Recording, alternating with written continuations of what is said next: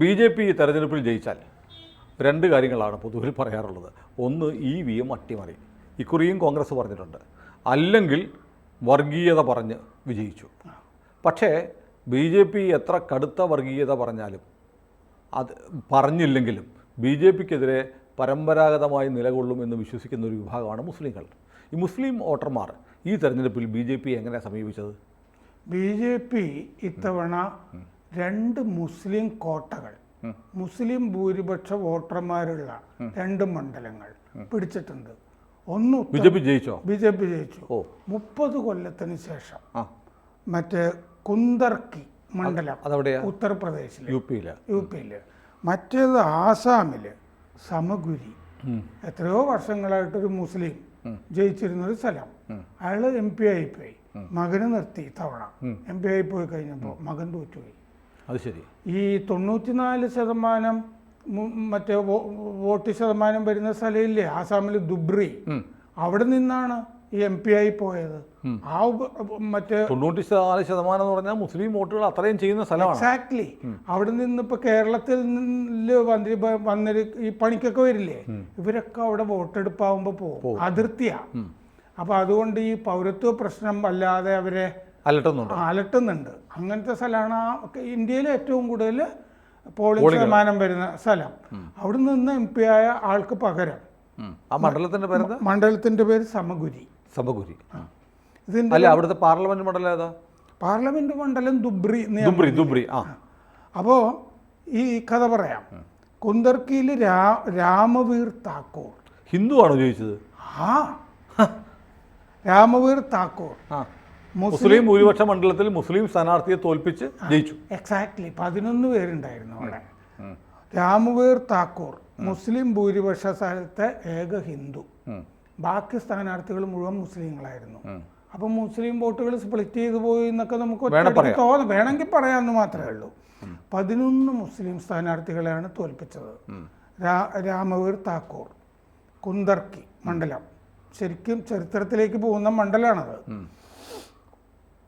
ഭൂരിപക്ഷം എത്രയാണെന്നറിയാമോ? 1.4 ലക്ഷം. എൻ്റെ ദൈവമേ. അപ്പം 30 കൊല്ലം കഴിഞ്ഞിട്ടാണ് BJP കുന്ദർക്കി പിടിക്കുന്നത്. വോട്ട് സ്പ്ലിറ്റ് ചെയ്തൊന്നുമല്ല, വോട്ട് മുഴുവൻ കൂടി ഇയാൾക്കുന്നു. അപ്പോൾ അത് സമാജ്വാദി പാർട്ടി കൈയടക്കി വെച്ചിരിക്കുന്ന മണ്ഡലമായിരുന്നു കുറെ വർഷങ്ങളായിട്ട്. 1993 BJPയുടെ ചന്ദ്ര വിജയ് സിംഗ് ജയിച്ചിട്ടുണ്ട്. 1993. പിന്നീട് അങ്ങോട്ട് തിരിഞ്ഞു നോക്കാൻ പറ്റിയിട്ടില്ല BJPക്ക്. അപ്പോൾ ഏകപക്ഷീയ വിജയമായിരുന്നു. ഇത്രയും വോട്ടുണ്ട് എന്ന് പറയുമ്പോൾ SP-യുടെ മുഹമ്മദ് റിസ്വാൻ ആണ് തോറ്റിരിക്കുന്നത്. മുസ്ലിം സ്ഥാനാർത്ഥി, പ്രധാന സ്ഥാനാർത്ഥി മുഹമ്മദ് റിസ്വാനാണ്. ആസാദ് സമാജ് ബ്രാക്കറ്റിൽ കാൻഷിറാം, ആസാദ് സമാജ് പാർട്ടിയുടെ ചന്ദ് ബാബു, AIMMന്റെ മുഹമ്മദ് നരീഷ്, BSPയുടെ റഫത്തുള്ള, ഇവരായിരുന്നു പ്രധാനപ്പെട്ട സ്ഥാനാർത്ഥികൾ, എതിർ സ്ഥാനാർത്ഥികൾ കൂടാതെ. അത് തന്നെ. പടിഞ്ഞാറൻ UPയിലെ സംബാൽ ലോക്സഭാ മണ്ഡലത്തിലാണ് ഈ സ്ഥലം. സംബാലാണ് ഇപ്പോൾ ഒരു മസ്ജിദിന്റെ പേരിൽ പ്രശ്നമുള്ള സ്ഥലം. സംബാലിലും മസ്ജിദ് മറ്റേ സർവേ നടത്താനായിട്ട് അവിടെ കോടതി ഉത്തരവിട്ടിട്ടുണ്ട്. അത് സർവേ നടക്കുകയും ചെയ്തു. ഒരാഴ്ചക്കുള്ളിൽ റിപ്പോർട്ട് കൊടുക്കണം എന്ന് പറഞ്ഞിട്ടുണ്ട്. അത് മുമ്പ് ക്ഷേത്രമായിരുന്നു. അതെ, ആ ക്ഷേത്രം തന്നെയാ. കാരണം ഈ സംരക്ഷിത സ്മാരകമാണത് ASIയുടെ. പക്ഷേ നിയമപ്രകാരം ഒരു വിധി ഉണ്ടല്ലോ, അലഹാബാദ് കോടതിയുടെ മറ്റോ, സംരക്ഷിത സ്മാരകം ആണെങ്കിൽ പോലും ഹിന്ദുക്കളുടെ പൂജ നടന്നിരുന്ന സ്ഥലമാണെങ്കിൽ തിരിച്ച് പൂജകളും നടത്താം എന്ന് പറഞ്ഞിട്ടൊരു വിധിയുണ്ട്. അതിൻ്റെ അടിസ്ഥാനത്തിലാണ് ഇപ്പോൾ സർവേ പലയിടത്തും നടക്കുന്നത്, മധുര അങ്ങനത്തെ സ്ഥലങ്ങളിലൊക്കെ. അപ്പോൾ അത് അവിടെയും ബാധകമാകും. ആ സംബാലിലാണ് ഇത് സംഭവിച്ചിരിക്കുന്നത്. അതും പ്രത്യേകിച്ച് ശ്രദ്ധിക്കേണ്ടതാണ്. 60% മുസ്ലിം ജനസംഖ്യയാണ് അവിടെ ഈ മണ്ഡലത്തിൽ. മൊറാദാബാദ് ജില്ലയിലാണ് ഈ സ്ഥലം. മൊറാദാബാദൊക്കെ ശരിക്കും മുസ്ലിം കോട്ടയല്ലേ അത്. വെസ്റ്റേൺ UP എന്ന് പറഞ്ഞാൽ തന്നെ മുസ്ലിം കോട്ട കൊത്തളങ്ങളല്ലേ അവിടെ. അപ്പോൾ റിസ്വാൻ 40 കൊല്ലമായി രാഷ്ട്രീയത്തിലുണ്ട്. ഈ തോറ്റുപോയ SP സ്ഥാനാർത്ഥി 2002 മുതൽ അയാൾ ജയിക്കുന്നുണ്ട്. 2007 BSPയുടെ അക്ബർ ഹുസൈനോട് തോറ്റതല്ലാതെ ബാക്കി തെരഞ്ഞെടുപ്പിലൊക്കെ അയാൾ ജയിച്ചിട്ടുണ്ട്. 2012-ലും 2017-ലും ജയിച്ച ആളാണ് ഈ റിസ്വാൻ. അപ്പോൾ അഖിലേഷ് യാദവിൻ്റെ ഈ എന്താണ് അയാൾ തെരഞ്ഞെടുപ്പിൽ കൊണ്ടുവന്നിരുന്ന ആളുടെ തന്ത്രങ്ങളുണ്ടല്ലോ, അതിൻ്റെയൊക്കെ ആപ്പീസ് പൊട്ടി. അതാണ് ഈ കുന്ദർക്കിയിൽ നിന്നും മനസ്സിലാകുന്നത്. അയാൾ ഈ മുസ്ലിം യാദവ് ദളിത് എന്നൊക്കെ പറഞ്ഞ് കൊണ്ടുവന്ന ഇത്തവണ ഉത്തർപ്രദേശിൽ നടന്നതിൻ്റെ ശരിക്കും ഒരു പ്രതീകം ആണ് ഈ കുന്ദർക്കി മണ്ഡലം. ശരിക്കും അവിടെ BJP എങ്ങനെയാണ് ദളിത് OBC അതിലേക്ക് മാത്രമല്ല മുസ്ലിം വോട്ടിലേക്കും തിരിച്ചു വന്നിരിക്കുന്നു. അതെ അതെ അതെ എന്നുള്ളത്. അല്ല, യുപിയിലും മറ്റ് യു പിയിൽ തന്നെ മുസ്ലിം ഭൂരിപക്ഷമുള്ള പാർലമെന്റ് മണ്ഡലങ്ങളിൽ BJP ജയിച്ചിട്ടുണ്ട്. അവിടെ മുസ്ലിം ഈ മോർച്ചയുണ്ട്, ഇവരുടെ ന്യൂനപക്ഷ മോർച്ച BJPയുടെ, അവർ നന്നായിട്ട് പണിതിരുന്നു ഇത്തവണ. അപ്പോൾ വോട്ടിംഗ് ദിവസം റിസ്വാൻ റീപോളിംഗ് ആവശ്യപ്പെട്ടിരുന്നു. അപ്പോൾ അയാൾക്ക് നേരത്തെ തന്നെ സൂചനകളുണ്ട്. മുസ്ലിങ്ങളെ പിന്നെ വോട്ട് ചെയ്യാൻ സമ്മതിക്കുന്നില്ല എന്ന് പറഞ്ഞിട്ടാണ് അതെ വോട്ട് ചെയ്തല്ലോ എല്ലാവരും. അനുയായികളെ പോലീസ് വിരട്ടി എന്ന് പറഞ്ഞു. റിഗ്ഗിങ് കാരണം ഞങ്ങൾ ബോയ്ക്കോട്ട് ചെയ്യാമെന്ന് വൈകുന്നേരം ആയപ്പോൾ പറയുകയും ചെയ്തു. എന്ന് പറഞ്ഞാൽ പൊളിയെന്നുള്ള ഉറപ്പുണ്ടായിരുന്നു. ഇലക്ഷൻ കമ്മീഷന് കത്തും കൊടുത്തിട്ടുണ്ട് ഇതൊക്കെ പറഞ്ഞിട്ട്. വോട്ടർ കാർഡ്, ആധാർ ഇതൊക്കെ പോലീസ് പരിശോധിക്കുന്നതിനെതിരെ അഖിലേഷ് രംഗത്തും വന്നു. വോട്ടർ ID ആധാറും നോക്കാൻ പാടില്ല. അവിടെ അങ്ങനെ ഉണ്ടായിരിക്കില്ല. അഖിലേഷൊക്കെ ഭരിക്കുന്ന കാലത്ത് ഇതൊന്നുമില്ലാതെ അയാളുടെ ആള് പോകുമ്പോ വോട്ട് ചെയ്യുന്നുണ്ടായിരിക്കും. ഉപതെരഞ്ഞെടുപ്പല്ലേ, വേറെ മണ്ഡലത്തിൽ നിന്ന് ആളുകളെ കൊണ്ടുവന്ന് വോട്ട് ചെയ്യിച്ചാൽ മതി. വോട്ടർ കാർഡും ആധാറും പോലീസ് പരിശോധിച്ചിരുന്നു, പരാതി അഖിലേഷിന്റെ. അപ്പോൾ വോട്ട് കൊണ്ടല്ല ഗോട്ട് കൊണ്ടാണ് ഈ എന്നൊക്കെ കത്ത്. ഏതായാലും 7 പോലീസുകാരെ സസ്പെൻഡ് ചെയ്തിരുന്നു. അത് നമ്മൾ പറയണമല്ലോ. അതെ, ഇലക്ഷൻ കമ്മീഷന് അത്തരം പരാതി കിട്ടിയ ഇലക്ഷൻ കമ്മീഷൻ നടപടി എടുക്കും. അത് അന്വേഷണം നടത്താനൊന്നും നേരമില്ല. അത് ഒരു ആക്ഷൻ എടുക്കുക, പരാതി കൊടുത്താൽ ഉടനെ നടപടി എടുക്കും, ബാക്കി പിന്നെ നോക്കാം. അതെ, 2 SIമാരും ഉണ്ട് അതിൻ്റെ അകത്ത്. മുസ്ലിം വോട്ടിൽ വലിയ പിളർപ്പ് വന്നിട്ടുണ്ട്. 1. 2, SP സമാജ്വാദി പാർട്ടിയുടെ അകത്ത് വലിയ വിഭാഗീയത നടക്കുന്നുണ്ട്.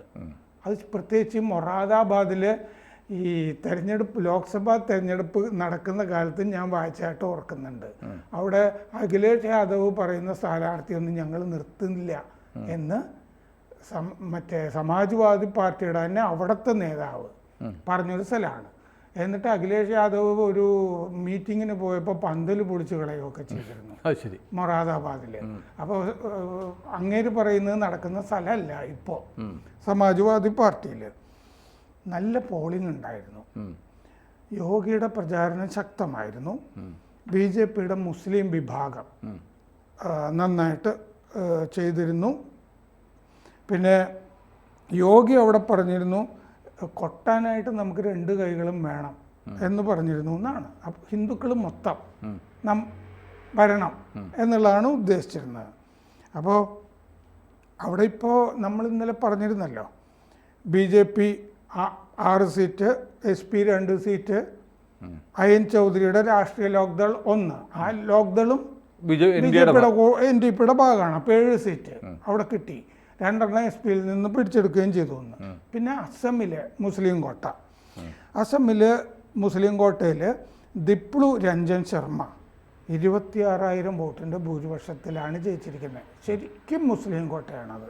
26,000 ഭൂരിപക്ഷത്തിന് ആദ്യമായിട്ടാണ് BJP മുസ്ലിം കോട്ടയിൽ ജയിക്കുന്നത്. അസമിൽ 5 സീറ്റും ഉപതെരഞ്ഞെടുപ്പ് നടന്ന 5 സീറ്റും NDA ജയിച്ചു. BJPക്ക് 3 സീറ്റ്. സമഗുരി മണ്ഡലത്തിലാണ് ഈ അട്ടിമറി നടത്തിയിരിക്കുന്നത് BJP. കോൺഗ്രസ് സ്ഥാനാർത്ഥി തെൻസിൽ ഹുസൈനെ ആണ് തോൽപ്പിച്ചത്. തെൻസിൽ ഹുസൈൻ ആണ് അവിടെ 2001 മുതൽ ഇവർ തന്നെയാണ്, ഈ കുടുംബം ആണ് ജയിച്ചുകൊണ്ടിരിക്കുന്നത്. അതായത് റക്കീബുൽ ഹുസൈൻ, അത് നമ്മൾ എപ്പോഴും ഈ മണ്ഡലം നോക്കുമ്പോൾ അയാൾ ജയിച്ചുകൊണ്ടിരിപ്പുണ്ടായിരുന്നു. റക്കീബുൽ ഹുസൈൻ ഇപ്പോൾ അയാൾ ദുബ്രിയിൽ നിന്നുള്ള MP ആണ്. റക്കീബുൽ ഹുസൈൻ ഇവിടുന്ന് MLA ആയിരുന്നു. രാജിവെച്ചപ്പോൾ നടന്ന ഉപതെരഞ്ഞെടുപ്പാണത്. മകനാണ് തെൻസിൽ ഹുസൈൻ. അപ്പോൾ റക്കീബുൽ ഹുസൈൻ സ്ഥിരമായിട്ട് ജയിച്ചിരുന്ന സ്ഥലത്ത് മകൻ തോറ്റുപോയി. എന്നിട്ട് ഹിന്ദു സ്ഥാനാർത്ഥി ദിപ്ലു രഞ്ജൻ ശർമ്മ. അപ്പോൾ ഇത് പൊതുവിൽ പറയുന്ന ഒരു നാറേറ്റീവ്, മുസ്ലിങ്ങൾ BJPക്ക് വോട്ട് ചെയ്തു, മുസ്ലിങ്ങൾ BJPക്ക് വോട്ട് ചെയ്യത്തില്ല എന്നുള്ളത് കേരളത്തിലൊഴികെ ബാക്കി എല്ലായിടത്തും മാറി. അപ്പോൾ കേരളത്തിലെ മുസ്ലിങ്ങളാണോ വടക്കേ ഇന്ത്യയിലെ മുസ്ലിങ്ങളാണോ ബുദ്ധിയുള്ള മുസ്ലിങ്ങൾ എന്നൊരു തർക്കമുണ്ട്. അതായത് ആ പൗരത്വം എന്നൊക്കെ പറഞ്ഞ സംഗതിയില്ലേ, CAA NRC എന്നൊക്കെ പറഞ്ഞ് പേടിപ്പിക്കുന്നത്, ആ പേടി പോയിരിക്കുന്നു. അതിലിപ്പോൾ അവർ വിശ്വസിക്കുന്നില്ല എന്നാണ്. അത് മാത്രമല്ല, മോദി വന്നാൽ മുസ്ലിങ്ങളെയൊക്കെ കൂട്ടക്കൊല ചെയ്യുമെന്നൊക്കെ വലിയ നാറേറ്റീവ് ഉണ്ടായിരുന്നു. 10 വർഷം കഴിഞ്ഞു, ഒന്നും സംഭവിച്ചില്ല. പക്ഷേ അക്രമ പ്രവർത്തനവും രാജ്യവിരുദ്ധ പ്രവർത്തനവും നടത്തുന്നവരെ നേരിടുകയും ചെയ്യും. അത് ചെയ്യാത്തവർക്ക് ഒരു പ്രശ്നമില്ല. പിന്നെ ഹിമന്ത ബിശ്വ ശർമ്മ വളരെ ബോൾഡായിട്ട് വേണമെങ്കിൽ മുസ്ലിം വിരുദ്ധം എന്ന് പറയാവുന്ന ഒരുപാട് നടപടികൾ അവിടെ എടുത്തിട്ടുണ്ട്. മറ്റേ വിവാഹ രജിസ്ട്രേഷൻ്റെ കാര്യമൊക്കെ ഉണ്ടല്ലോ, അതിനെയൊക്കെ വെൽക്കം ചെയ്യുന്നവരുണ്ട്. ഇപ്പോൾ യൂണിഫോം സിവിൽ കോഡിൻ്റെ കാര്യം തന്നെ നോക്കൂ. അത് വന്നാൽ സത്യം പറഞ്ഞാൽ മുസ്ലിം സ്ത്രീകൾ അതിനെ സ്വാഗതം ചെയ്യും ഉള്ളുകൊണ്ടെങ്കിലും. കാരണം അവർക്ക് പൈതൃക സ്വത്തിൽ അവകാശം കിട്ടുകയാണ്. ഇപ്പോൾ ഇല്ല, സ്ത്രീകൾക്ക് സ്വത്തവകാശം ഇല്ല, അവർക്ക് കിട്ടാൻ പോവാ. അങ്ങനെ ഒരു മുത്തലാക്ക്, ഇതെല്ലാം സ്ത്രീപക്ഷ നയങ്ങളല്ലേ മോദി സർക്കാർ. ഇവിടെ ഈ ഡെമോഗ്രഫിയിൽ വലിയ ചേഞ്ച് വരുന്ന ചില സ്ഥലങ്ങളിൽ ഇനി മുസ്ലിങ്ങൾ ഭൂമി മേടിക്കാൻ പാടില്ല എന്ന നിയമം കൊണ്ടിരുന്നൊക്കെ പറഞ്ഞിട്ടുണ്ട് ഹിമന്ത ബിശ്വ ശർമ്മ. ഇത്രയും ബോൾഡായിട്ട് പറയുന്ന വേറൊരു മുഖ്യമന്ത്രിയില്ല. യോഗിയേക്കാൾ തീവ്രമായിട്ട് ചിലപ്പോൾ പറയാറുണ്ട്. എന്നിട്ടും അവിടെ അതാണ് മുസ്ലിം ജനസമൂഹം യാഥാർത്ഥ്യ ബോധത്തോടെ കാര്യങ്ങളെ നോക്കിക്കാണാൻ തുടങ്ങി. അതാ അതിന്റെ സൂചനയാണ്. വലിയ ചേഞ്ചാണ്. ഇതൊന്നും ഇവിടെ മുഖ്യധാരാ മാധ്യമം പറയാത്തത്. അതുകൊണ്ടാണ് നമ്മൾ സംസാരിക്കുന്നത്. കൂടുതൽ വാർത്തകളും വിശേഷങ്ങളും നിങ്ങളിലേക്ക് എത്താൻ ABC മലയാളം സബ്സ്ക്രൈബ് ചെയ്യുക, ബെൽബട്ടനും അമർത്തുക.